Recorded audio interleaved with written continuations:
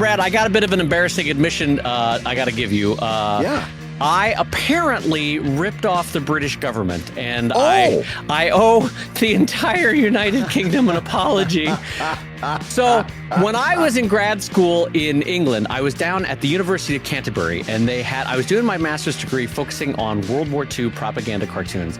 But at that university, they have the Center for Cartoon and Caricature Study, and it's a repository, a physical repository of a bunch of, I would say, early 20th century cartoon art from Britain, right? Yeah. Now, they had archivist jobs where you literally put on the white acid-free gloves and you're gently handling artwork and gently filing it and photographing it and putting it in databases. And I was like, holy guacamole, this is the job for me. I'm going to take this job. So I go and apply. The museum administrator, the head archivist is like, oh, my goodness, you are the perfect candidate for this. Let's get you squared away. Let's get you to sign this. All right, great. You start tomorrow. I'm working there for a couple of weeks, working. She hands me my first paycheck. And she goes, now, one quick note, I forgot to double check. You're legally allowed to work in the UK. Is that right? And I'm like, Suzanne, I am legally allowed. Absolutely. I'm going to wink. Bring those papers next week. I'm so sorry. I forgot my papers. Another week goes by, or another page cycle goes by, and she's like, David Love, so sorry. Didn't get those papers from you. Can you remember to bring those in? Suzanne, absolutely. As the sun comes out tomorrow morning, I'm bringing those papers. Brad, 6 months go by, 7 months go by, 8 months go by. I'm finishing up my academic year, and Susan is like, I haven't seen those papers from you. I'm going to assume you're not legally allowed to work in the UK. And I'm like, this is a good assumption. Yes, I am not legally allowed to work in the US.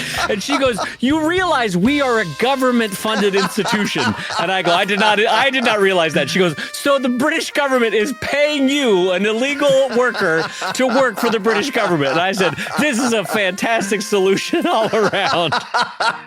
Oh my God, that's wonderful. I love that. And by the way, I'm pretty sure that anybody from the UK government is not a listener to Comic Lab, so I think you're safe. I think the statute of limitations has long gone by on that. Well, I'm what now, 22, 23? I'm still very close to when I was finishing grad school. I don't know if those statute of limitations are expired. No. Anyway, so with a hearty shout out and an apology to all of our friends in UK, I did pay the taxes. I'll have you know, all the payroll taxes were pulled out, Brad, but I believe, much like my Australian and Kiwi friends, I found a way to work in the UK without the right paperwork. That's wonderful. Did I ever tell you, Brad, the one time I was getting my passport stamped at the UK passport office, and our Australian friends will appreciate this, and he goes, oh, you're here for academic studies, and I go, yeah, I'm studying World War II cartooning. I need a year and a half, and he goes, all right, and then he was like, he's changing the manual crank on the little stamp that he puts on my passport, and he goes, you want a couple extra months in case it goes long? And I said, yeah, I guess that's probably a good idea. I'm a pretty good student, but I guess that's a good idea in case something goes wrong. He goes, yeah, that's fine. He goes, I'll do it for you. You're an American. You're not an Australian. If I give them an inch, they'll take a mile. They'll stay an extra 5 years. And I'm like, oh man, unnecessary shot against Australia there. He's like, oh, they'll never leave. That's the problem. They'll never leave. My God. I was like, wow, what an unnecessary shot against someone in the Commonwealth there. And at the same time, you want to stay on his good side before he takes time off of your stay. You know? Exactly. So I'm smiling and nodding, but he's like, all right, let's get you in here. Anyway, on that note, I want to say hello, everybody, and welcome to Comic Lab, the show about illegally working in the UK while making comics. And illegally working in the UK while making a living from comics. I'm Brad Geiger, the editor of webcomics.com and the creator of Evil Inc. And I'm his pal, Dave Kellett, cartoonist of Drive and Sheldon and co-director of Stripped. And this week's hour of comics advice is made possible by your support at patreon.com/comiclab. So Dave, Let's talk comics. Let's talk comics, my friend. And a reminder that this show is going out live right now to our friends, backers, compatriots, and pals over at patreon.com/ComicLab at the live gab level. The live gab level is at the $10 level, and you can watch the show recorded live right now. Brad and I on screen, and everybody, we're waving to everybody. Oh, yeah. And then you can watch the show archived. If you happen to miss this or last week's episode, you can go check out the live stream archives, Brad, and it is a dang delight. Oh, yeah. You get to see these words coming right out of these faces, and who doesn't want to do that? Also, we want to thank the sponsors of today's show, Wacom at wacom.com, makers of the Wacom One. Absolutely. The powerful, portable, professional, personal Wacom One, which Brad and I both use and adore in our studios. It has become a workhorse in our studios and in our workflow.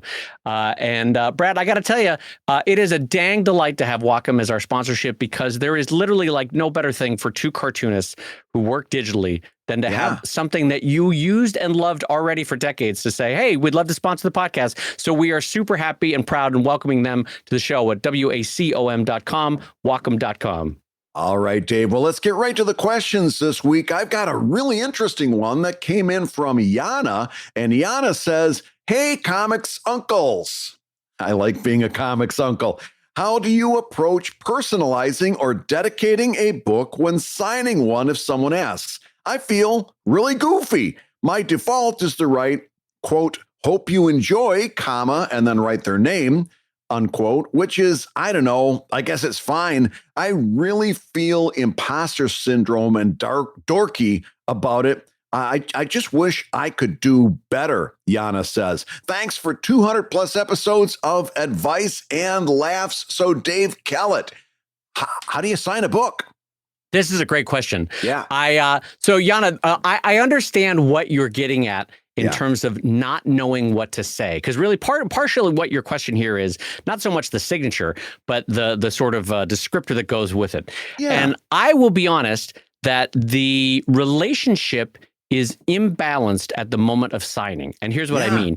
They know you. They've been following you. They have been reading you sometimes for years. They've maybe met you a few times at Comic-Con, whereas you might not know them at all. You might have gotten an email or a tweet now and again from them, or you may have met them once 7 years ago, which might have faded a little bit in your memory, even though it is near and dear in their heart.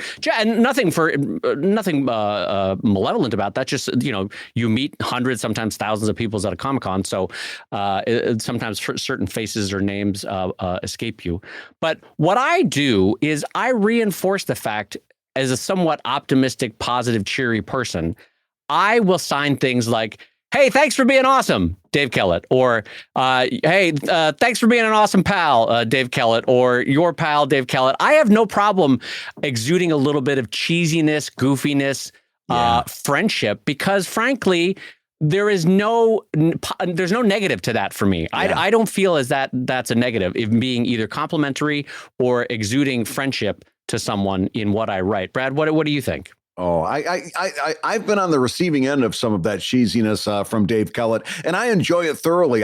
One of the phrases that you use sometimes is "congratulations on being awesome," and I love that for just the wordsmithing of it. That they're multisyllabic words, and it's got a happy like gallop to the phraseology that I always have appreciated. So by the way, it was completely accurate in my case. But one thing I'd like to try to encourage Yana away from is this kind of weak sauce. Hope you enjoy. All right, I want to talk you away from hope you enjoy, and I'll tell you why. Dave, have you ever been in a restaurant where the chef comes out and says, everybody feeling okay? Has anybody got the herps? You got everybody okay? You're feeling good? All right, good. Just checking. Nobody wants to have a chef come out and ask him if the beans were a little off today. You want that chef to come out and say, what do they say?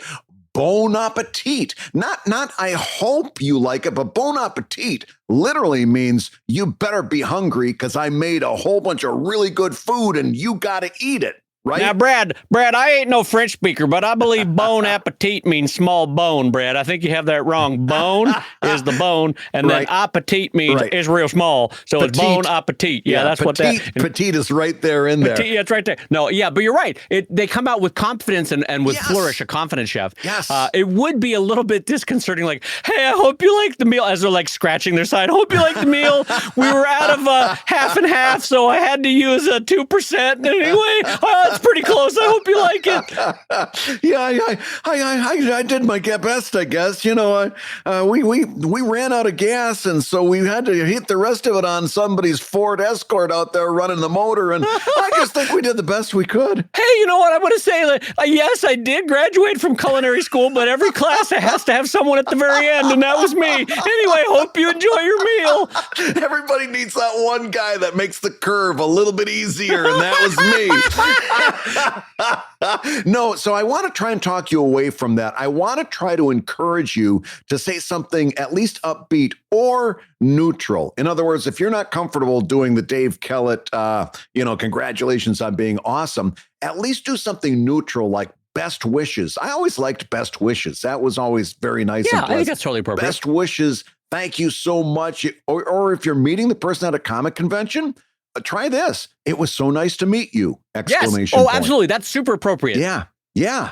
But I want to come away from that. Your imposter syndrome that you mentioned in your note is flowing through when you say stuff like, I hope you enjoy this. It's not a mean thing. It's not a bad thing. It's just that I want to encourage you to exude a little bit more confidence. Well, you know what's funny? Since you mentioned conventions, because we transitioned for a second about signing at conventions, which is, I have found it to be incredibly powerful for people if as I'm sketching, because usually, Brad, I give out free sketches at conventions, because for me, it is it's both an advertisement for something that's going on at the booth that's not happening at like a nearby merch booth. There's nobody that can sign and sketch at a merch booth. So when there is an artist at their booth sketching, I find that it slows crowds down. Anyway, long story short, I give out free sketches at Comic-Con, and I'm also a fast sketcher. But anyway, that's neither here nor there.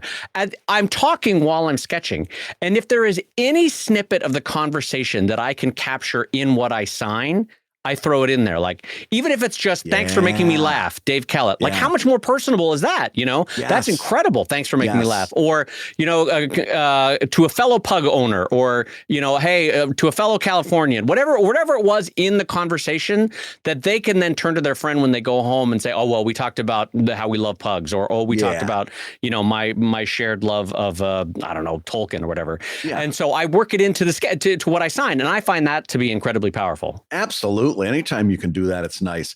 Conventions reminds me, one of the first real arguments that you and I had when we started to exhibit together was we had very, very different on convention sketches. And we ended up kind of coming, meeting in the middle. But in the beginning, you were very much, if somebody's going to buy a book, I'm going to put a sketch in it. Yes. Right? Yeah. And I was like, if I'm going to put a sketch in it, I'm going to charge them extra.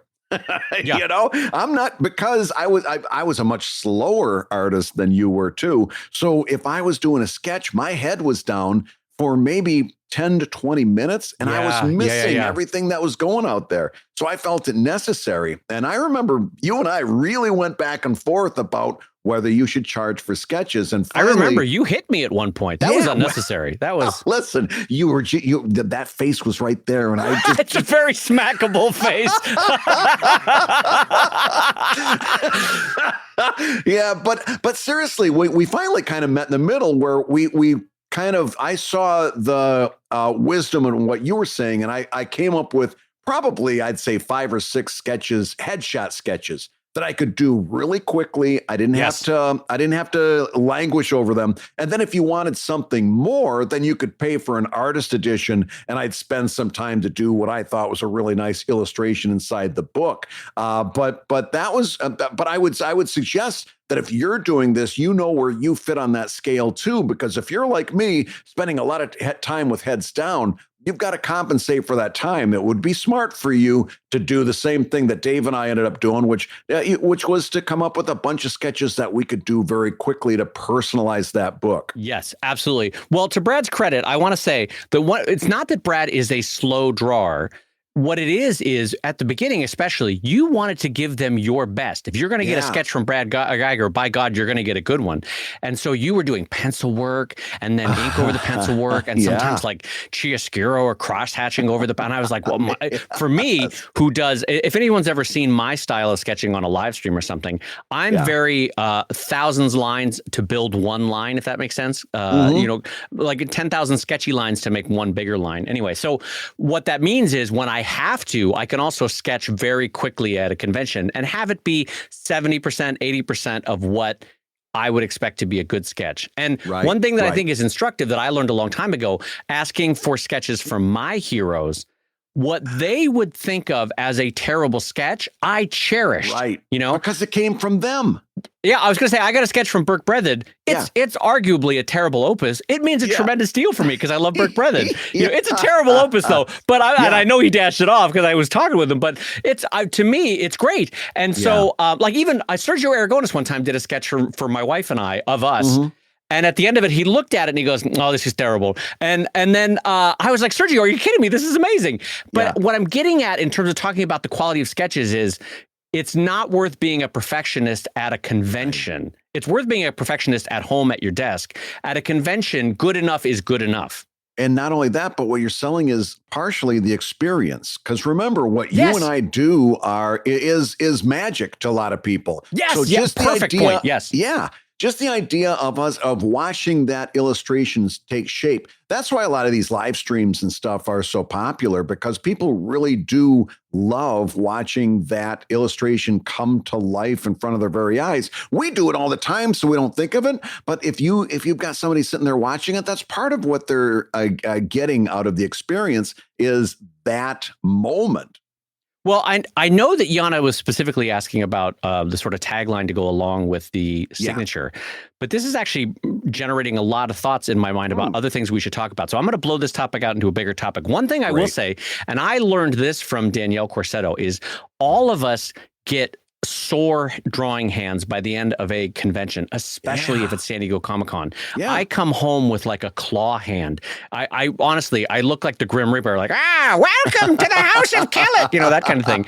And one thing that Danielle tipped me off to, I think at a Baltimore Comic-Con, she might even remember that she did it, but the Pentel Art Stylo Sketch Pen, STYLO, is a particularly good pen for Comic-Cons because you don't have to put a tremendous pressure. In fact, I would say it's a very light amount of pressure.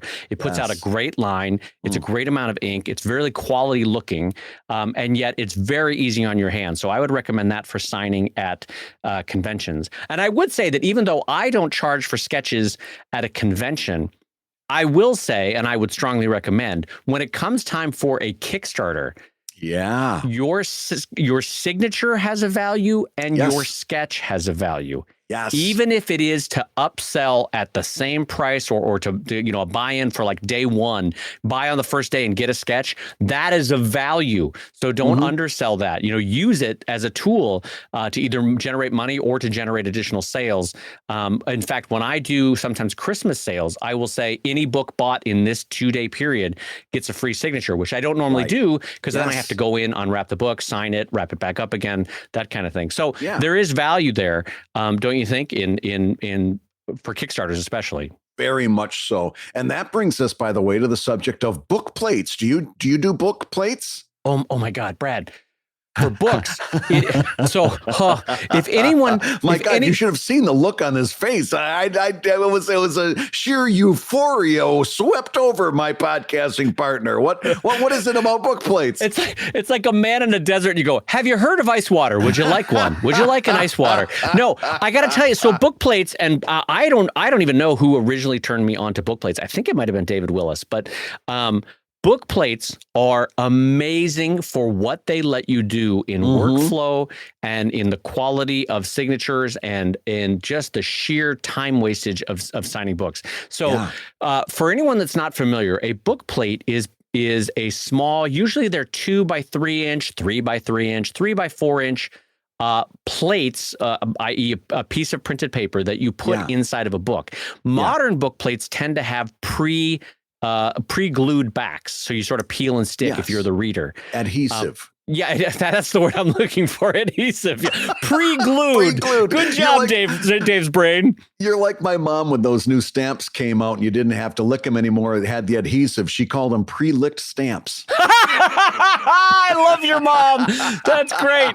Oh, that's great. Pre-licked stamps. Oh, God. She's like, I don't know who at the post office has that job, but their tongue must just be terrible. Oh. They just must be slobbery. Constant glasses of water. Anyway, yeah. So book plates are mechanically adhesive attached. No, that's not. How do you say it? Pre-adhesive? What was the word you used? Just adhesive. Adhesive is fine. It's so got an English. adhesive. Tell me about this language that we're speaking. English. It's Germanic, right, in origin, yes. but like Germanic and three kids wrapped up in one trench coat, pretending to be an actual language. Yeah, we'll cobble together any other word that anybody else has. Yeah, pret-a-porter, yeah, we'll take that one. That's now English. Yeah. That's ours. All right, so book plates, here's the thing. Imagine you are a cartoonist and you have agreed via Kickstarter or via a new book sale that you are going to sign 200, 500, 1,000, 4,000 books, right? Yeah. Now imagine having to have a stack of books where you have to be handed the book, you flip it open, you sign it, you flip it closed, you slide it to the left. Next Worse book. yet, if it's shrink wrapped, you got to break into it. You got to rip shrink without ruining the book, and now the shrink the whole wrapping purpose is gone. of the shrink wrap. Yeah, absolutely.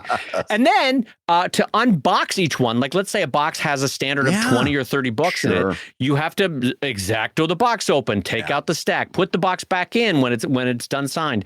Anyway, a book plate for a bajillion reasons, can't recommend it enough. And I would recommend, Brad, designing a specific spot in the first 3 or 4 pages of the book, maybe even on the end papers, to put the book plate.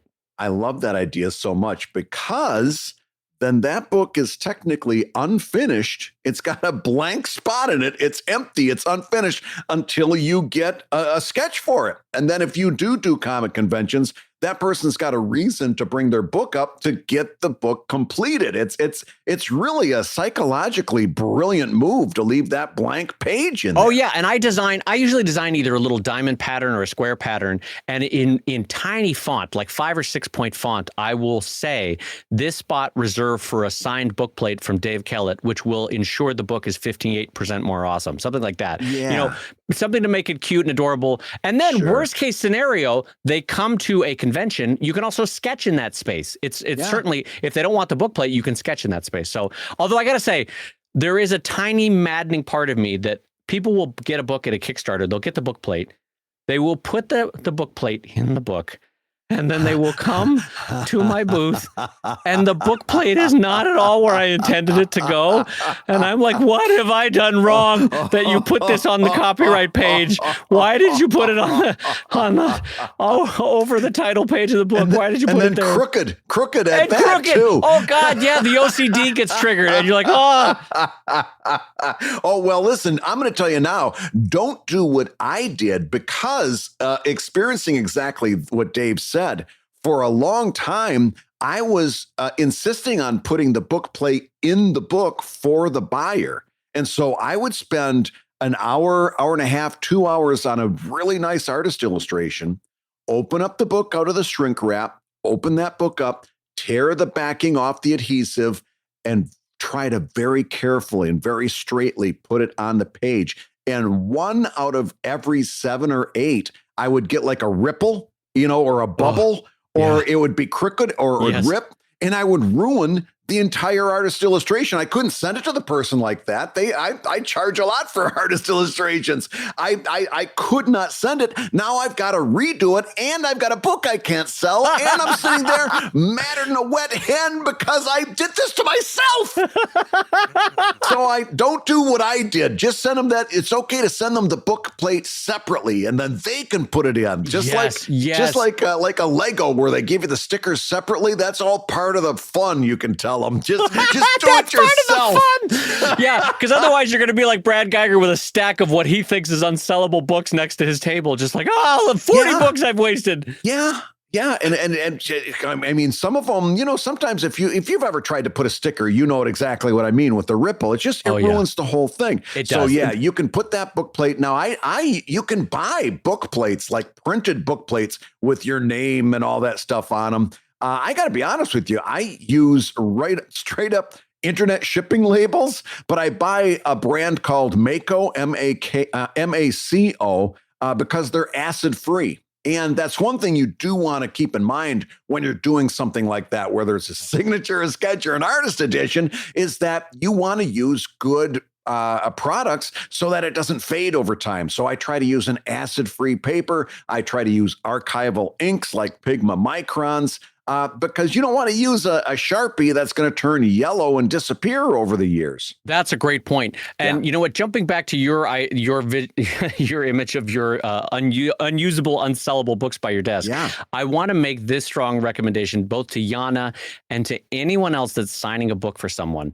Whether it's in person, whether it's for an internet sale, whether it's a commission, triple check the spelling of the buyer's name. Oh my God. Because there's, especially if you're doing a sketch, if you're like most of us, you put the name on last after you've done the sketch, and there's nothing worse than you're at a convention, you've finished the whole sketch, it's beautiful, you've maybe got out the different pens, you've put some grayscale or some color on there, and you're like, here you go, Jeff, here's your book.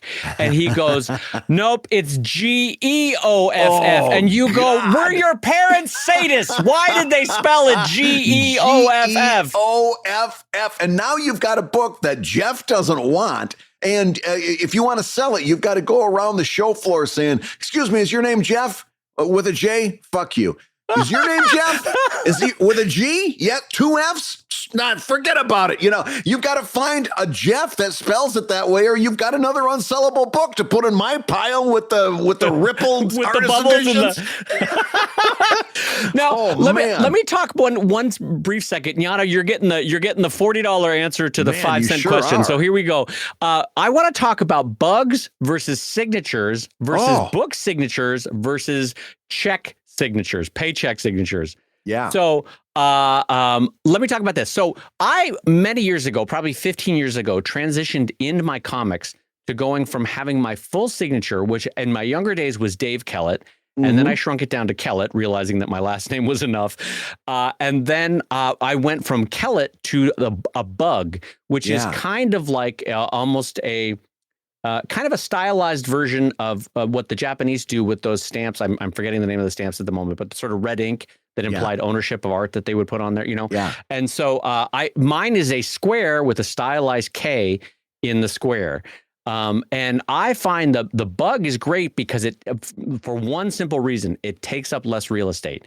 You know, I no longer am the younger 19, 20, 24-year-old cartoonist that needed my name to, you needed to know that it was Dave Kellett. I'm fine with just the bug discreetly sitting on the corner. Yeah. Now, so when you do a sketch for somebody, you won't write Dave Kellett. You'll just put a K inside of a box? Well, no, that was what I was going to say is when I do a sketch, for whatever reason, mainly real estate being the one, why not go with the big, gigantic John Hancock version of Dave Kellett signed this?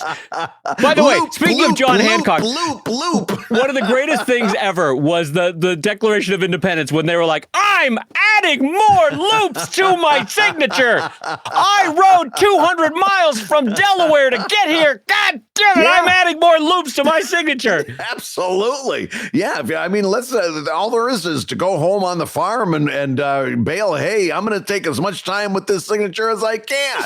Yeah. Ben Franklin handed me the quill. I'm adding more loops. This is my time to shine. Yeah, exactly. Yeah. So you got a special signature that you use for book signings? Yeah, and it's much like I've seen your Brad Geiger book signature. Yeah. And it's basically just a stylized version of writing Dave Kellett. Yeah. But I will say, do you have this, Brad? I have a different signature that I use when writing a check to the bank or something. Do you have a different signature? Absolutely. Or is it the same? Yep, different, one for each. Yep. And so I have my bug signature, my book signature, and then my my real life sort of cursive signature.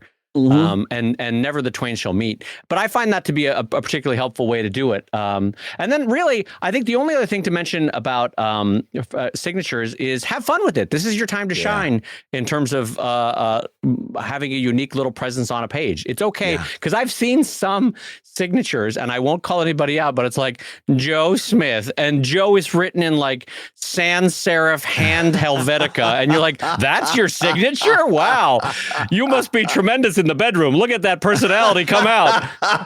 Yeah, I get it, Joe. You're a meat and potatoes guy, but I came here for an event. I came here for an experience. And I mean, it's like that.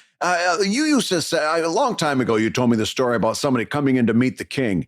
And, the person that was prepping the king says, now, remember, this is just another meeting to you. But to that person over there, this is the event of their lifetime. And it may not be the event of a lifetime to meet Dave Kellett, but you better believe that Dave tries, even down to the way he signs his book, he tries to make it something special. So, and again, that comes back to, hope you enjoy. You want to make that whole thing special from top to bottom, from an something that exudes a little positivity, your signature itself. If you put a little sketch down there, you're really trying to exude positivity and excitement, because for this person standing across from you at the desk, it may be very important and very worthy of that moment, and you want to rise to the occasion. Well, I got to tell you, that's something that I learned from Brad Geiger, which is if you're going to do a personal appearance, whether it's a book signing, a convention, a speech, and someone comes up to you, whether you're tired, whether you've had a bad day, you only see that person for 30, 40, 60 seconds, but they're going to be reading you for decades. So try to put on your best face and give them the best version of you, because that is literally a moment to be a professional and to give them your professional best in terms of being a kind, warm, welcoming person. Because remember, the interaction is not going to last hours. It's only going to be 30, 40 seconds. And so why not leave them with a wonderful impression of who Brad Geiger is? Yeah. They don't want to know that your feet are sore. They don't want to know that you got a bad hot dog at the concession stand. They don't want to know that you're tired and want to go back to the hotel. In the words of the great Phil Folio, they want you to fart butterflies. Right? they want nothing but a beautiful event. And really, if you're going to be standing there at that booth, it's your job to kind of give them that. Yep. Well, on that note, Yana, with hopes for all butterflies in your future, thank you for that fantastic question, because it prompted a whole fantastic conversation. Hey, if you're listening while you work, take a minute to stand and stretch. And while you're doing that, we're going to tell you why you should join us on Patreon. When you do, you're going to get hours and hours of podcasts that we've recorded just for backers. And exclusive Patreon posts that go even deeper on ComicLab topics. And access to our exclusive Discord server, which is a thriving community of professional cartoonists. So you can support the show you love and get tons of actionable resources for your own cartooning. And listen, if you can't swing a pledge this month, we get it. No worries. Yeah, listen, you can still support the show by rating us wherever you get your podcasts. Just leave a 5-star review and a few kind words. That, along with mentions on social media, is incredibly helpful. Now, everybody, let's talk comics. So, Dave, I've got an update from previous shows, a couple of updates, as a matter of fact. The first one is that I've got an ice cream maker. You inspired me to get my own ice cream maker, like you've been doing at home with the kids. Oh, Brad! Oh, now hold on. Is it everything that I promised? Yes, it's an doggone delight, is what it is. I've done a wonderful vanilla, and I really like vanilla ice cream. So I'm actually, when I tell people, well, yeah, I'm doing a vanilla, but then I'm going to do a French vanilla, and I'm planning on doing a vanilla bean, they're like, how many different types of vanilla are there? But I'm really excited. My wife has homemade vanilla extract, so I'm also planning on using some of that. I'm really excited about making vanilla ice cream, but last night I made a chocolate ice cream that was fantastic. And the boys are now giving me their requests for the different types of ice cream that we can make. And my wife, who made fun of me because she's like, she made a Facebook post. Everybody else is worried about supply side shortages and doing things to stock up at home. What's my husband doing? Got an ice cream maker. So I guess if the apocalypse comes, we'll have Sundays, right? Right. You've got your priorities straight. Like, listen, I don't need to feed the kids, but I've got an ice cream maker. We're ready to go. Come on, boys. Guess what was completely wiped out, sold out of at the grocery store because of a shortage this weekend? Don't say vanilla, was it? Ice cream. All the ice creams, but the vanilla, the chocolate. Oh, you're saying like factory produced ice cream. Yes. But you know what? The savvy consumer had ice cream at home because he listened to his friend on his podcast. The Geigers had ice cream. There was no shortage here at our house. We had no problem. So yes, I'm looking forward to that. Well, Brad, as a fellow owner of an ice cream machine, I welcome you to type 2 diabetes. I think it's going to be great. It's a good feeling. No, but listen, honestly, scrounge the pantry. Graham cracker bits, like bits of chocolate, any of that. Throw a little Nutella in the ice cream is fantastic. Mm-hmm. Now that I know that you like vanilla, I'm going to send you some Mexican vanilla that is fantastic. From although I'm all about that. I don't know if I have an unopened one. No, I don't have no, you're not getting that. I just remembered that I don't have an unopened one. Fell right off that list. So much for that. But that's great. So what's the other update you have for us?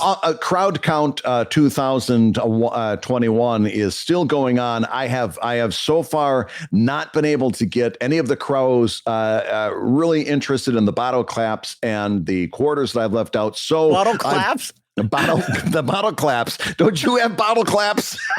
Bottle claps sounds like a South Korean pop band. All right, let's welcome on stage Bottle Claps. The Bottle Claps. But I have taken it to CrowCon 2.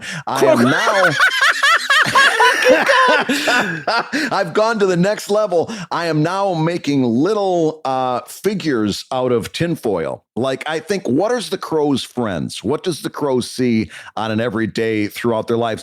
Squirrels. I've made a couple little squirrels, couple little hedgehogs, some other sparrows that they like to hang out with. And I'm putting those around. And I've also put little loops on them, and so that it's easy to pick up. What? Brad. Oh my God, with all the love in my heart, I'm saying step back from the ledge. You're going down a path that you don't want to walk down, my friend. Here's what I want you to do. Just when this podcast ends, I want you to open up Wikipedia, right? Wikipedia.org. And I want you to type in Nikola Tesla, right? And then I want you to scroll down to death. I want you to scroll down to how the last years of his life and how he died. Did he get killed by crows? There's a whole. I'm not going to spoil it for you. Oh no! I just want to say, do not go down the path that Nikola Tesla went. Step away from the crow thing. Oh my gosh! Well, that makes sense, because if he was giving him tin foil, that stuff generated, conducted electricity. He's like, hold on here. I got an idea. I got to go find Westinghouse again. This will be great. So yes, that's my update from previous shows. Well, hold on, you can't. Okay, now that I've said that, you can't leave me hanging. Did the crows pick up the little tinfoil figurine? Well, they've been blowing away. I got to figure out how to keep them from blowing. God damn it! Now you need an aluminum foil figurine delivery system. You're like, no, I'm losing all my figurines. I've got, or at least put some light adhesive so they stick through the wind, but they can easily be plucked off. I have not come up with the perfect delivery system yet, but I'm working on that, and I will update you on a future show. Can I suggest, I don't know why I'm feeding this weird mania, but can I suggest as a friend a radical idea that I don't know that might have entered your planning on this? Have you thought about using something called bird seed? Now it's gonna seem crazy. No, and I'll tell you why. I'll tell you exactly why. Because I live in Philadelphia. I live in an urban area. Yeah, rats. Yeah. And I've seen it from my neighbors. They put a bird feeder up, and of course, there's two factions on my street: people who have been living there for 84 years, and people who moved in last week, right? Mm-hmm. And and I've been there for 20 years, and I'm still considered the new guy on the block, right? But these people from across the street that came in from the suburbs, they put a bird feeder up, and Marianne walked down to them and said, "Listen, you're going to want to take that down." And they're like, what do you mean I want to take it down? She says, "You ain't feeding birds, you're feeding rats." She says, "Put a camera out here. You'll see it." Because, of course, the birds and the squirrels and stuff knock all the seeds out looking for the ones they like. All the seed falls down to the ground. And sure enough, you're feeding rats at night. So she goes, you don't want to do that. I'm telling you, it's up to you, but you don't want to bring those up to your house. And listen, you start getting in that. I've seen Philadelphia rats. Pretty soon they're starting to shake you down for protection money. They're like, listen, it'd be an awful shame if this beautiful car got scratches all over it. I'm just saying it'd be an awful shame. You want to put that bird feeder back out, Jimmy? All right, here we go. Let's do this. Yeah, you ain't a kid. I don't know why Philadelphia rats sound like they're from New York, by the way. I don't know what happened right there. Hey, oh, look at me. I'm a Philadelphia rat. Whoa.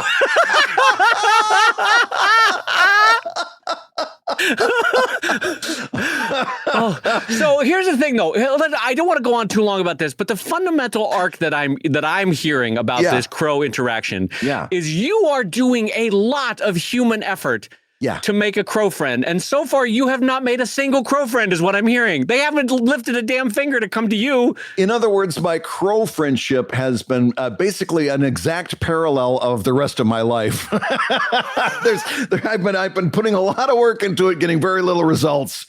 It's it's a strong parallel to your high school prom experience of just like, would you like to go to, no, all right, would you like to get, no, the crows are all, oh boy. Yeah, I mean, listen, in retrospect, I would have had a more successful high school prom experience if I hadn't been handing them little tinfoil squirrels. I saw the joke before you even did it. Oh, geez. Oh, geez. All right. I ran out of breath. I had to take a breath. All right, Brad. Well, I've got a question for us coming in from Mindy Indy over at patreon.com/ComicLab. Unfortunately for all of us, it is not crow related, but I'll read it nonetheless. Mindy Indy, I'm sorry that you weren't able to work in crows into the topic, but I'm sure we'll check in next week on Brad's continuing mania with the crows. And I'll just say, please do go look up Nikola Tesla's death. All right, so Mindy Indy writes over at patreon.com/ComicLab, sometimes I have trouble focusing, even if it's on fun art projects for myself or others. What's your best tip, Brad, to achieve quick and lasting focus? And by focus, what Mindy Indy's asking about here really is like, how do you stop making aluminum figures for crows and get back to work? Well, that's what Mindy Indy is asking. See, Mindy, I helped you out with that. No, but okay. So what is your best tip to achieve quick and lasting focus when even on fun art projects, you're losing focus, Brad? Well, that's a tough one. That's a tough one because at the end of the day, it comes down to motivation. And as I've talked about before, I really can't tell you how to be motivated. I can't tell you how to want to do something, right? I can't tell you how to want to have an ice cream cone. I can't tell you how to want to have a finished art project. Right. And before I go too much further, because we're talking specifically, the question mentions focus. We have to pause and acknowledge that there are certain neurological differences, right? For people who might have ADHD or something like that. If you're dealing with that sort of thing, right, where your brain is wired in such a way that it makes sort of this thing a little bit more difficult than it might be for the next person. That's something that I'm not qualified to give you advice about. I mean, that's something that's way above my pay grade. I would be doing you more harm than good if I were to hand you a bunch of platitudes about something like that. And I can't, and I refuse to do that. Well, can I just jump in? I think most doctors would agree to not take advice from a man who's actively trying to befriend a crow. I think that's, I listen, patently, I just think that's on the surface commonsensical, but I think most doctors would agree that.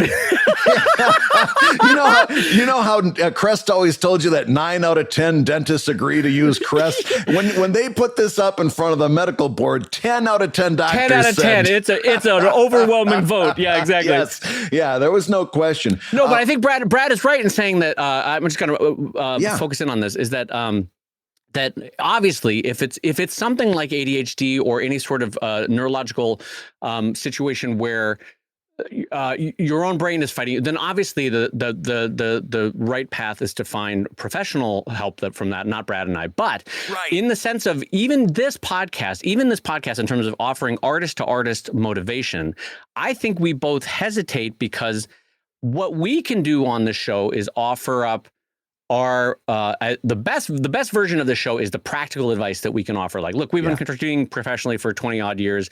Here's how I know how to scan. Let me teach you how to scan. I know how to sell a book. Let me teach you how to sell a book. But it's really hard. And I think Brad probably has more to say on this than I do, but it's really hard to speak to you about how you motivate you.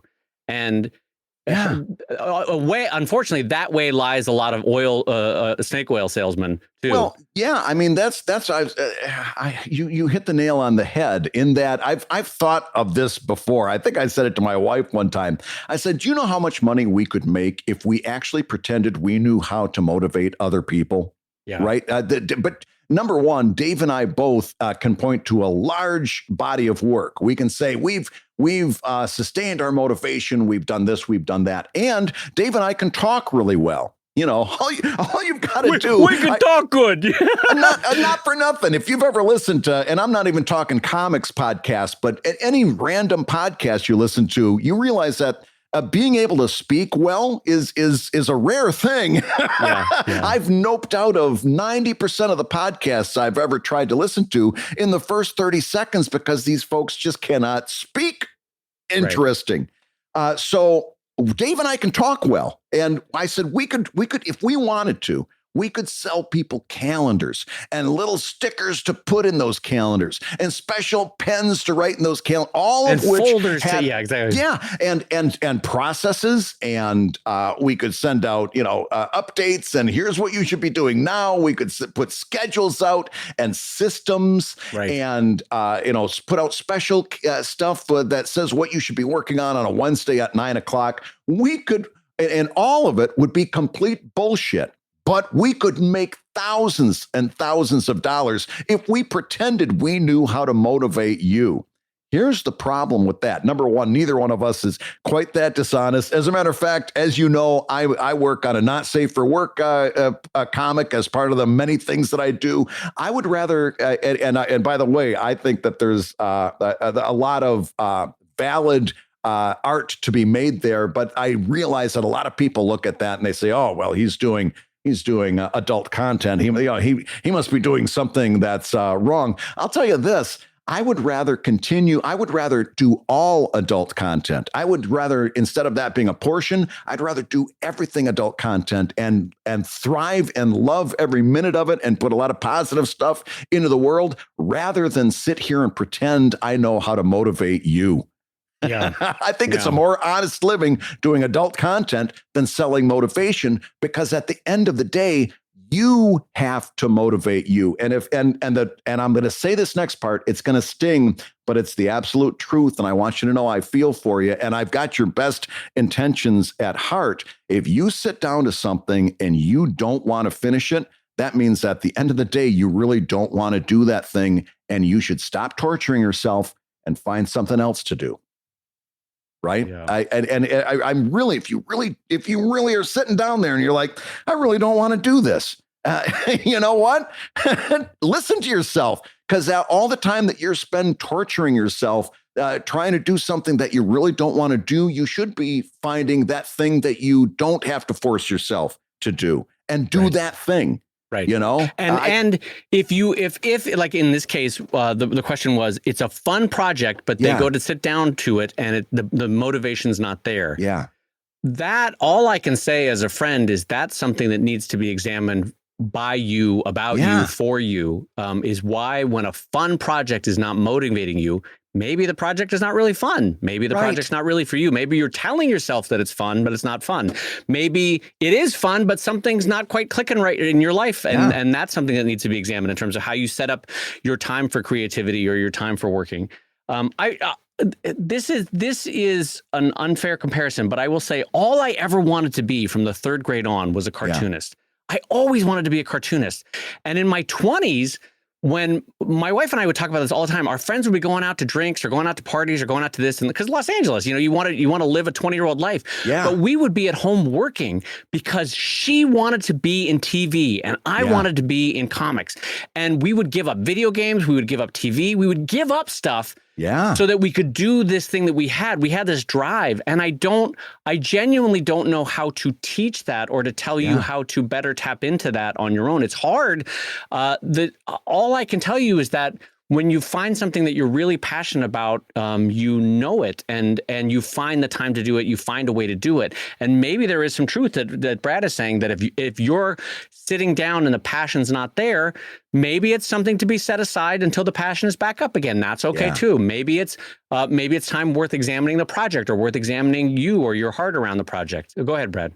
I can't emphasize that enough, what you just said. And that is this. Take the pressure off. Take the pressure off, right? In other words, if you're sitting down to do this and it's a fun project, but you just can't focus on it, walk away. Why are you putting pressure on yourself? Walk away and come back later. Maybe come back an hour later, maybe come back a week later. But I can't tell you strongly enough that once you take the pressure off of yourself, then you can much better gauge how badly you want to do this. Right. Because like Dave said, there's been just last night, I was working on a page because I had to have that page done because I wanted it part of the Patreon offering for this week for my Patreon backers. It needed to get done. And I was getting down to all the little grubby little detail work, the stuff I hate the most, the little stuff. And but it needed to be there. That page needed that to happen. It wouldn't have looked right without it. And it's one of those things that I sit there and I'm like, I know I'm going to be here for the next 2 hours. And there's other things that I'd rather be doing. There's other things that would be more fun right now. There's things that would definitely be a distraction. But this has to get done. And at the end of the day, there's nothing that I wanted more than to have that page done. Right. And so even though I didn't want to be in that chair, if somebody would have come up and tried to pull me forcefully away from that chair, they would have had a fight on their hands. Because I didn't want to do it, but I wanted to do it. So it's almost like, let's reverse engineer the famous Dorothy Parker quote where she said, I hate writing. I love having written. Right. Yeah. So Dorothy Parker, by the way, one of the greatest quotes about art ever. Dorothy Parker was a genius. But so let's break that down. Even if you love having cartooned, but you at the moment hate cartooning, right? Then use the energy of future you. Like, I'm going to be so happy when I'm done. I'm going to be so happy when this is out into the world and I finish this page, this comic, this panel, whatever it is. That can be a lever that you can use to get through the tough moment. I will also say that even though Brad and I can't teach motivation, we can give you some of the strategies that we use. And so let me tell you one of the things that I do. And one of them that I've learned over the years is to have multiple different projects at the same time. That way, if I'm not feeling project A, I switch over to project B. If I'm not feeling A or B, maybe I'll just do administrative work that helps support A or B, right? We all have moods, obviously, and moods can affect your work. So use that to your advantage. If you're feeling like you just want busy work, then you do administrative work for a while. And then the moment will come back. I've had it where I've hated working on Sheldon, so I switched to Drive, and Drive was exactly what I needed. I've hated working on Drive, so I switched to Sheldon. Sheldon was exactly what I needed. And so I would recommend, I think Brad has a version of that in his life too. Oh, without a doubt. And then I will say this, is that there is something, Brad and I had this in our 20s and 30s, and less so now, but we had a drive to be cartoonists that wouldn't let us quit. And Akira Kurosawa had that quote. In fact, I'm going to put my glasses on so that I can read it the best way, Brad. We're getting serious here. The glasses I'm getting serious because I'm going to read a quote, Brad. But Akira Kurosawa said, the more you quit, the more it becomes a habit to quit. So the reason I mention that is that I'm not saying that you can't say, I'm going to take a day off, or this just not feeling it right now. Of course you're going to give that. But what I'm saying is, in terms of finding motivation, sometimes stick-to-itiveness, sometimes just sitting down in the chair and starting is what you need to make sure that you're not going to continually quit and give yourself the out of, well, I'm not feeling it today. So it is It is weird, though, how many people try to sell motivation when that is one of the most personal things that you can develop as an artist. Yeah. No, and it comes down to, what do you really want out of your life? Knowing that, Right. without getting morbid, we all have a certain number of minutes ahead of us. A number of minutes, a certain number of days, a certain number of weeks, months, years. But it's a finite number. Whatever that number is, it's a finite number. We've got a certain amount of time to accomplish something.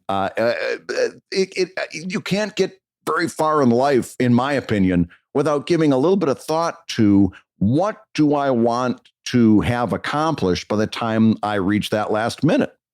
Well, listen, maybe this is not the appropriate place to talk about it. I don't know. But I actually created a memento mori chart for my bathroom, of all things, in the master bathroom of my house.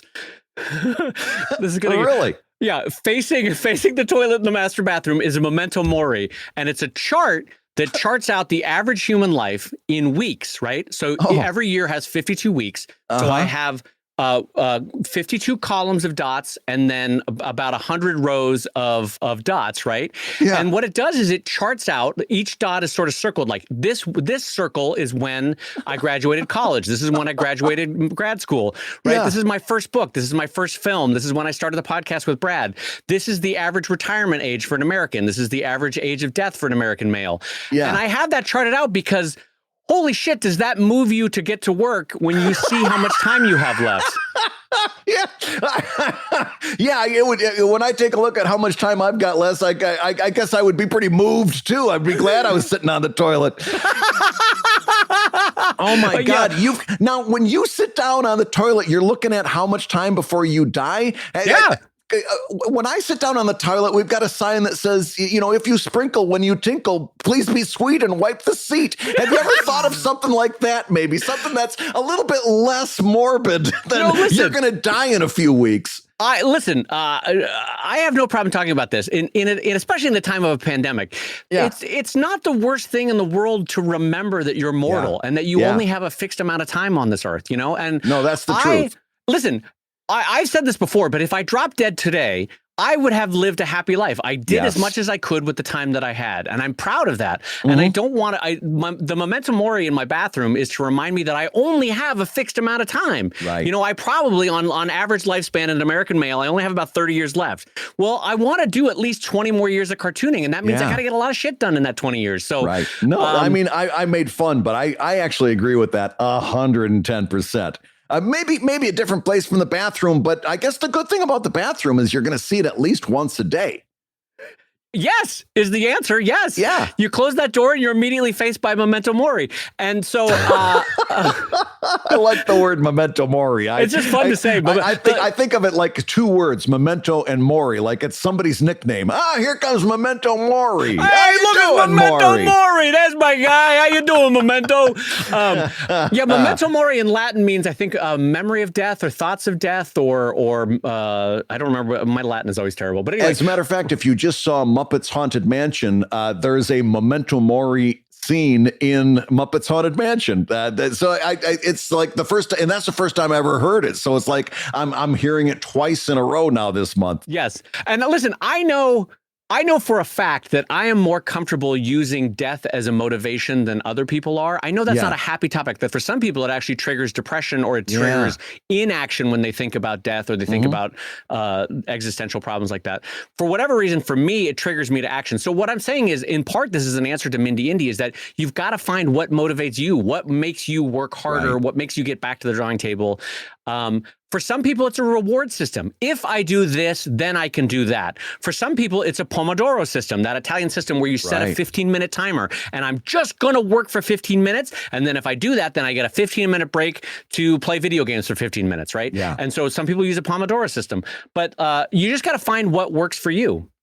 I've got one final thought, then we're going to flip over to the next topic. I was listening to a psychologist not too long ago talk about you've got a kid and you tell them, hey, you got to do this thing. And then you check the next day, they didn't do the thing. And you say, listen, I told you it's very important to do that thing. You check the next day, they didn't do the thing. Right. And he says, what do you do with a kid like that?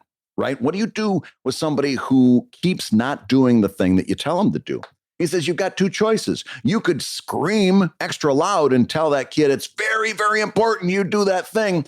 Or he says you could recognize that one of the primary ways that anxiety shows itself is through avoidance. And you can recognize that that kid might be avoiding doing that thing through anxiety, right? That they don't want to deal with it, so they avoid it, right? So yeah, that's like me anytime a human calls me. I'm like, oh, stop ringing, stop ringing. Yeah. Listen, it comes down to this. And by the way, do you want to know how this works in an everyday life? A long time ago, dentists figured out that they would increase their practice by 100-fold if they made your next appointment while you're sitting in the seat. While you're sitting in the seat, they say, hey, while you're here, let's make your next appointment. And you go and you're trapped there. So you're saying, yeah, let's make it 6 months from now at 6 o'clock, blah, blah, blah.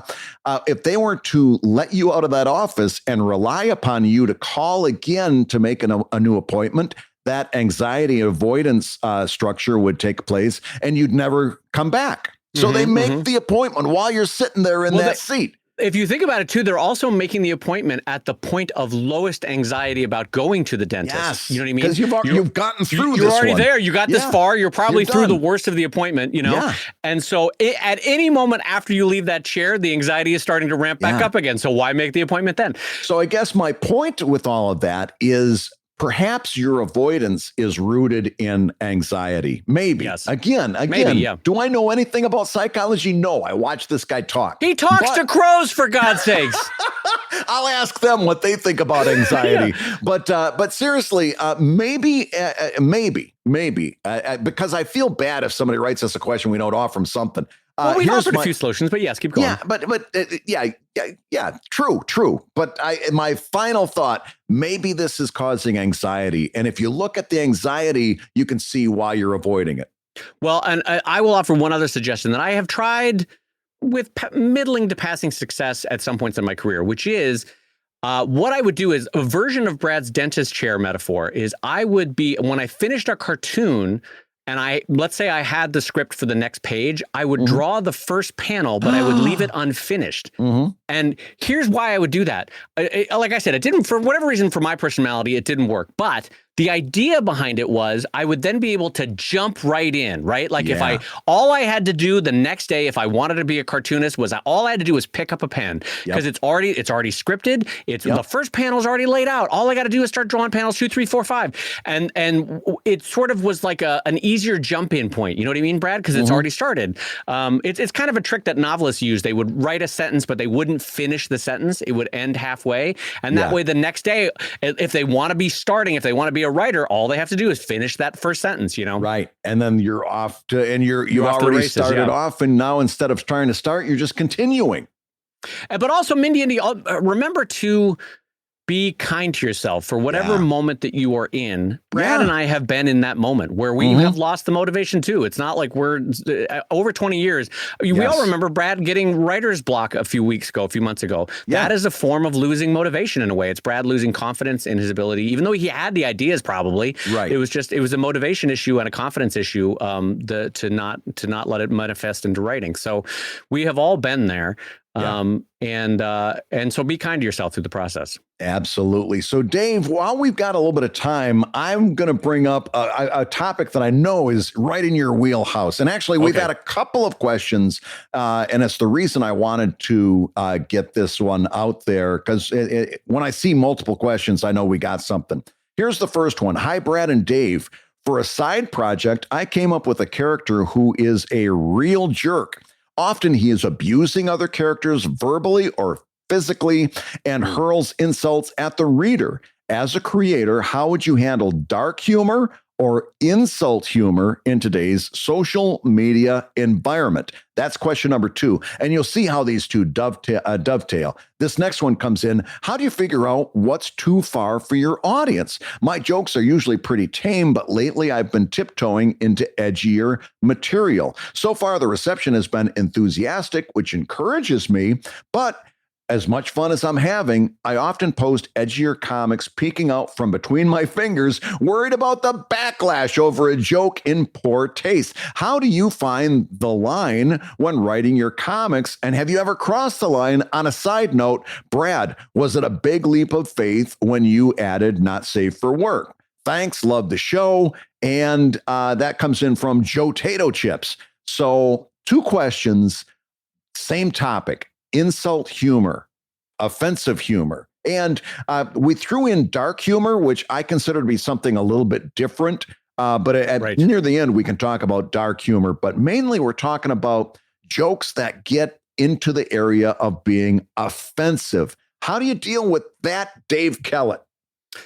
Well, if you're Dave Kellett and you largely operate as a prude in this world, you largely don't. You don't. Yeah.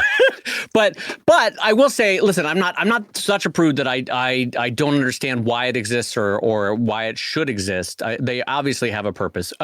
First of all, it's a purpose for the artists themselves as a way to vent on things that they're going through, and it's for the audience in terms of venting and living out a different life and sort of in the way that all art lets you do to process certain emotions. So obviously it has a purpose, but I will say this: it's worth delineating, I think, Brad, that offensive material often gets lumped in with adult, not suitable for work stuff, right? Right. And I say this as a prude, I think that those are separate things. So I view offensive-ness as truly being an asshole or writing characters that are genuinely abusive or situations that are hate-filled or that kind of thing. Like offensiveness, in my mind, the definition kind of edges into hate or anger if you think about it, you know. But for me, not suitable for work, I think should be a separate, and I say that as a prude. I feel like that's a very different category of creativity. What are your thoughts on that? Well, listen, I agree 110%. To answer the secondary question, was it a leap of faith? No, it was not a leap of faith. For one part, because for one hand, my readers led that whole thing. Like I had posted something kind of testing the waters, and the response was huge. It was a tidal wave, and it was like, okay, I've got something here. But on the other part of that, it was also, I got into that because I wanted to do something, and I've talked about this in the past, largely inspired by Phil Folio. If I was going to do this, if I was going to do stuff that was adult content, I wanted to do the kind of stuff that I found to be not only very, very exciting from a sexual nature, but also something that was positive, happy, uplifting. It is some stuff joy-filled. Yes, I wanted there to be joy in those scenes at the end of the day, and humor. I mean, let's face it, it's a area that is ripe with humor. Yes, absolutely. And possibilities. So I really wanted to explore that. So was it a leap of faith? No, not at all. But having said that, I avoid what I consider to be offensive topics like crazy, like the things that Dave talked about, politics, religion, stuff like that. I absolutely, I've only done political stuff like once or twice, and I did not enjoy it. And when I say that I did it, I took a shot one time at a person in politics that even at that point I considered to be so clownish, had so discredited their own career.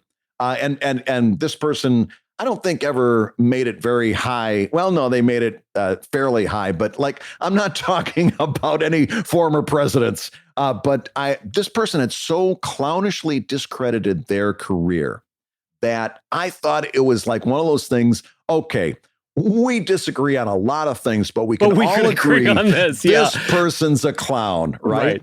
And that's specifically why I put that person's name in the punchline, because it was something I considered to be so hyperbolic as to make the joke funny. And so self-evidently clear. Yeah, exactly. Yes, yeah. The amount of pushback I got on that, an angry, vitriolic pushback, absolutely spun my eyeballs around. And I'm like, oh, I don't enjoy this. I do not like this at all. I don't like anything about this. And so I avoid those kind of topics like the plague.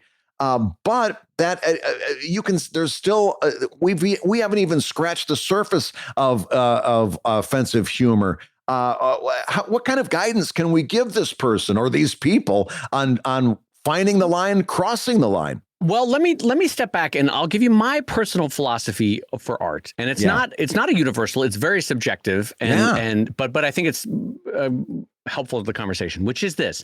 I feel like there is enough anger, there's enough hate, there's enough offensiveness, there's enough difficulty in living life that I want with my art fundamentally to bring joy, entertainment, a moment of respite, a brief window of betterment, that I don't want to add offensiveness to the world. I don't want to add hate. I don't want to add punching down. I don't want to add to that. You know what I mean? So I often find, for the same reasons that you find political humor to be on uncomfortable ground to work in, and I did political as well, if you remember, for a year or two for the San Diego Union Tribune.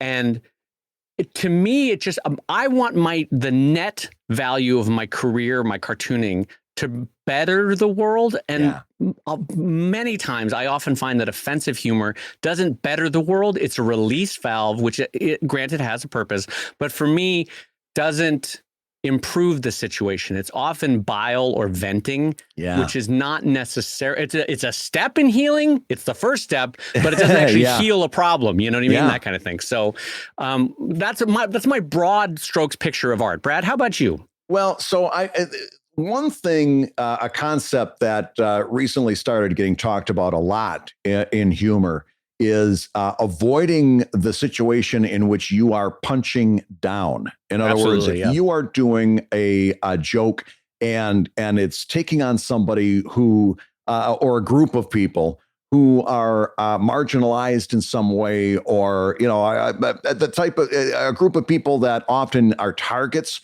for this kind of stuff. Punching down is usually a good indication that you need to rethink your approach. It's something that just doesn't play well, and doesn't, frankly, in my own personal opinion, doesn't make for good humor. So a lot of times I'll step back from a gag. I think I shared this joke with you once. I had written a gag that I thought was really, really good.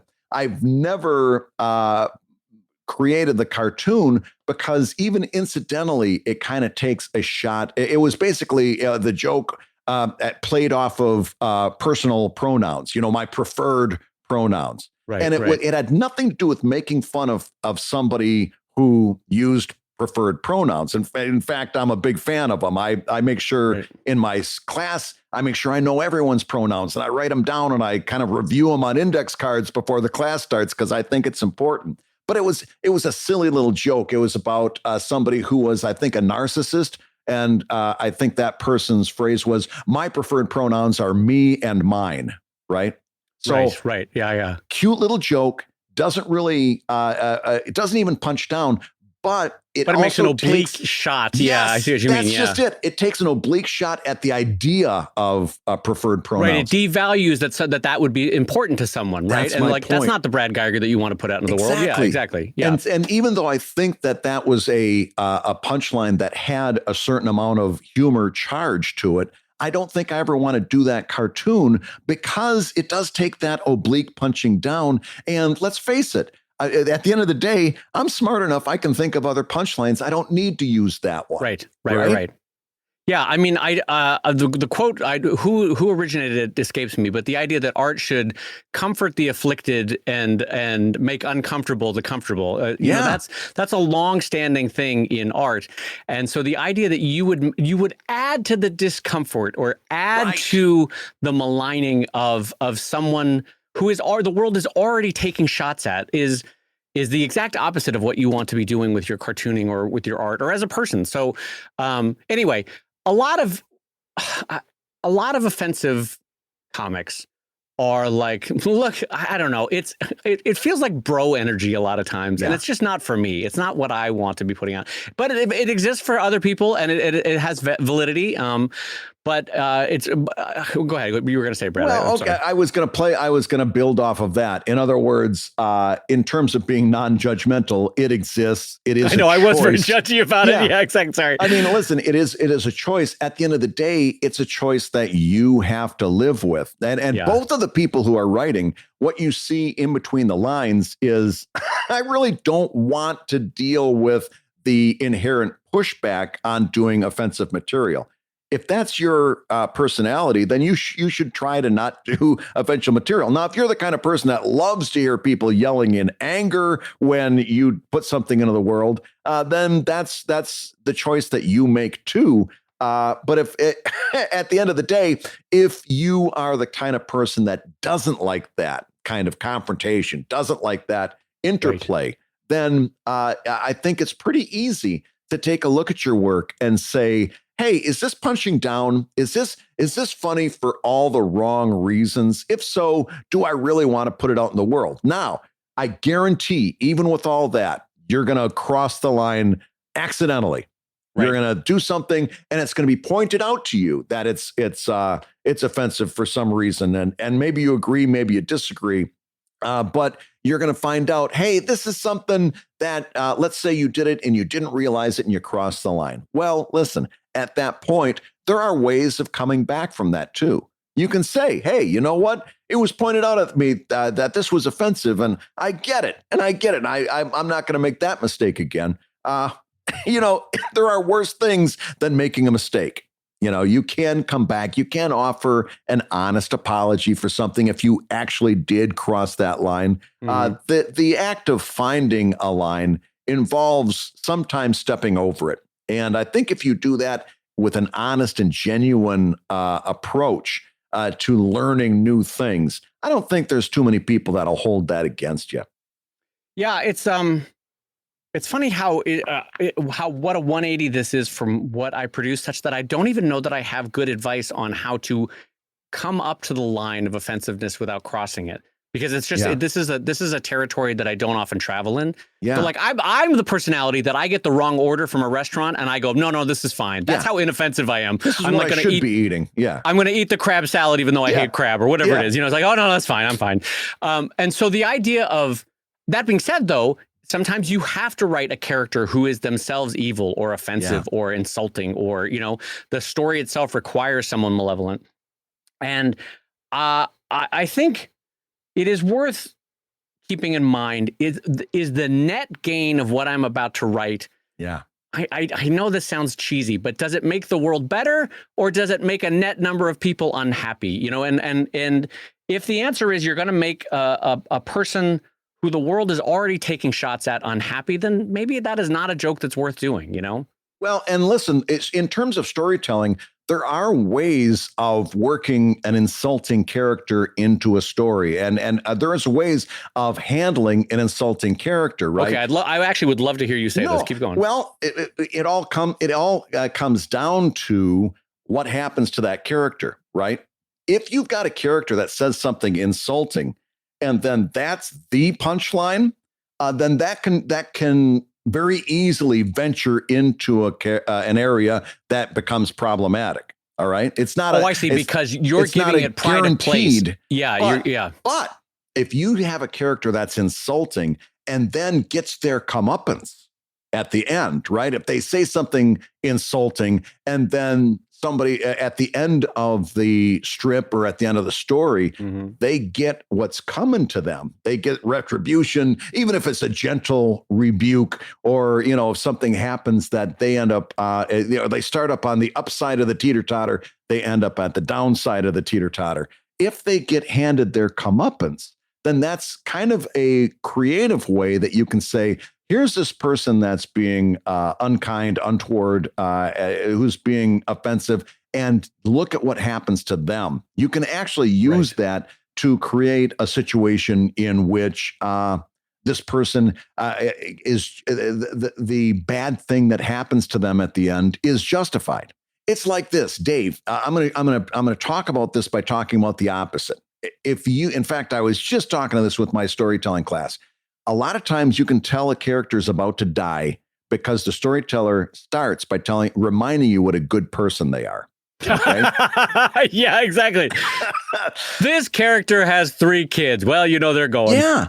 Like I was rewatching The Sopranos, and it happens so often in The Sopranos where there's this young kid. He's hiding from these mobsters that want to kill him, and he's hiding with this family. He starts playing chess with the daughter, the little girl, and she doesn't have anybody to play chess with, and they have all of these series of charming little asides, and then there's one scene, they shoot back, and he says something very nice to the little girl, and the little girl clearly looks at him like, what a nice guy this is. And you're sitting there going, this guy's going to die in the next scene. And sure enough, he walks out the door and bam, he's gone.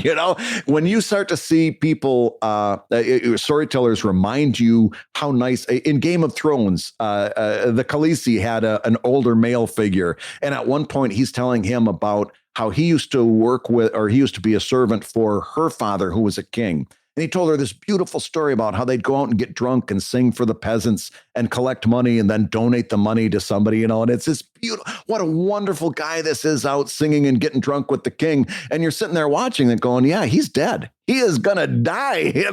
And sure enough, in the next scene, he buys it.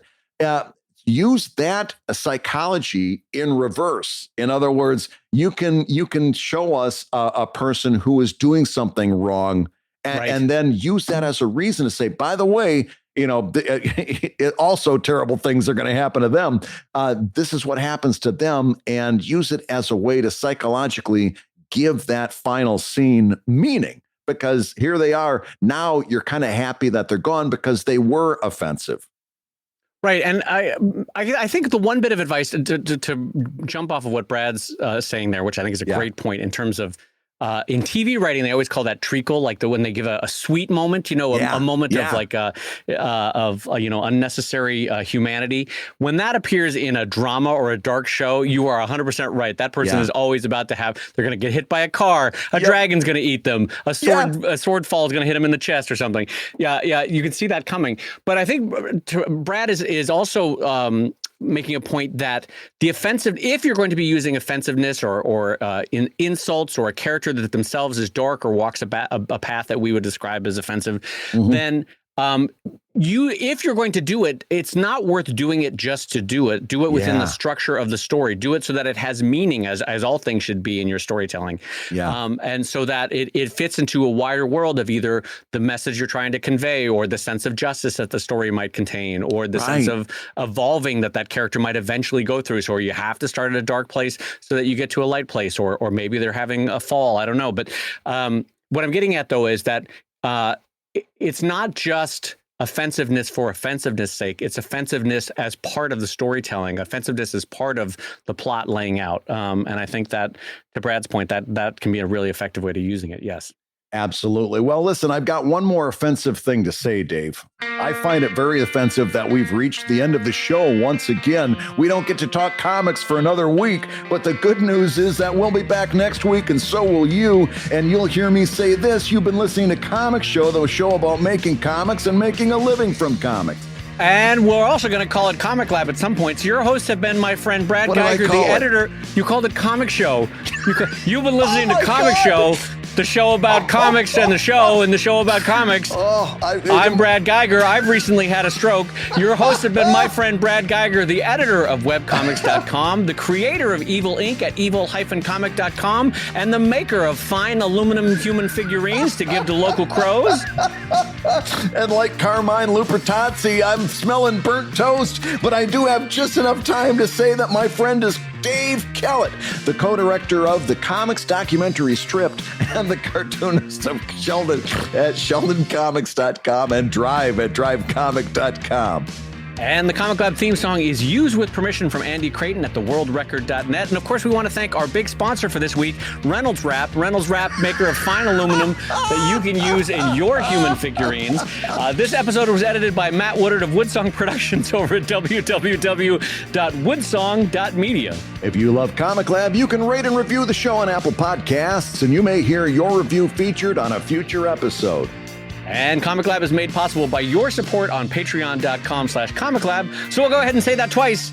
Patreon.com/Comic Show.